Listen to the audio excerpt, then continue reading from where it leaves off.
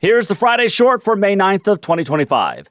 Michigan's economy isn't the worst, but it's not the greatest either. The state ranks 39th in per capita income, below the national average. And as I talked about last week with Bridge Michigan's Paula Gardner, the near $1 billion in corporate subsidies that we have spent haven't exactly paid off either. Well, I mean, they've paid off for somebody, but not the working class. And we can go back during the Republican Governor Rick Snyder tenure when he and the MAGA Republican majority at the time were busy slashing business taxes, slashing taxes on the rich, ensuring us that would enrich the lives of so many, including the business community. Well, has it enriched the lives of many? Has it done that? I'm guessing many working class Michiganders, including some who back dear leader Trump, would not agree.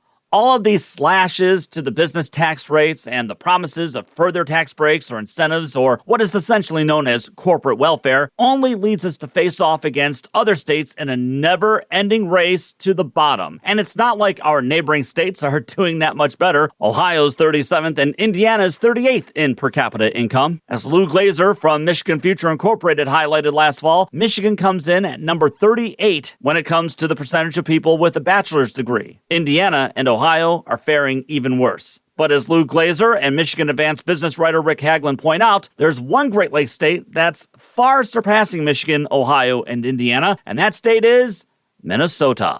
Minnesota is 12th in per capita income and ranks 11th in the country for people with college degrees. But how are they pulling it off in Minnesota? How are they doing that? Well, certainly they must be slashing taxes, and especially corporate taxes and taxes for their elite citizens, right? Wrong. In fact, Minnesota raised taxes on businesses and the wealthy in its state, which is the exact opposite track that we've taken here in Michigan. Plus, Minnesota also did not slash its economic safety net for people and decided to actually reinvest in its people and the communities they live in by passing 12 weeks of paid family and sick leave, the ability for anyone to buy into Medicaid, free public college tuition for working class Minnesotans, and of course, free meals for public school students. Yes, they are paying more in taxes, but their state economy is faring much better than the other Great Lakes states that are busy cutting more taxes to please its corporate donor base. But you see, one reason we can't really do that here in Michigan is due to the state's rigid 4.25% flat tax rate, which is nothing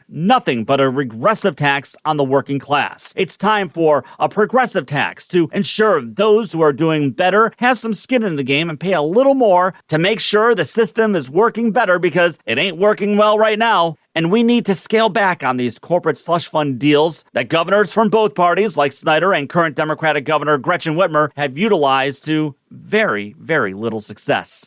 We need businesses to step up and help fund our infrastructure. An infrastructure they use, mind you, and an infrastructure for the future, which includes rail and bus services. And we need businesses to pay for the pollution they leave behind when they skedaddle out of here. And you know what? It's a damn shame Democrats didn't pass that bill in the lame duck last year before MAGA Republicans took the majority, because we know they won't pass it. Reinvesting in our state and in the people in the state is the best course of action if we hope to get out of this rut, a rut that we can thank nearly 40 years of Republican majorities in the state for giving us. But actually, you can also thank neoliberal policies that have failed us as well. So we can't keep doing the same tired things that keep hurting the working class. What's the old saying about that definition of insanity again? leftoflansing@gmail.com is the best way to get a hold of me. Follow me on Blue Sky, Twitter, the Gram, and Facebook. Subscribe and follow the show wherever you get your podcast, and subscribe to the show on YouTube so you can check out my videos there. Go Tigers and take the battle to them.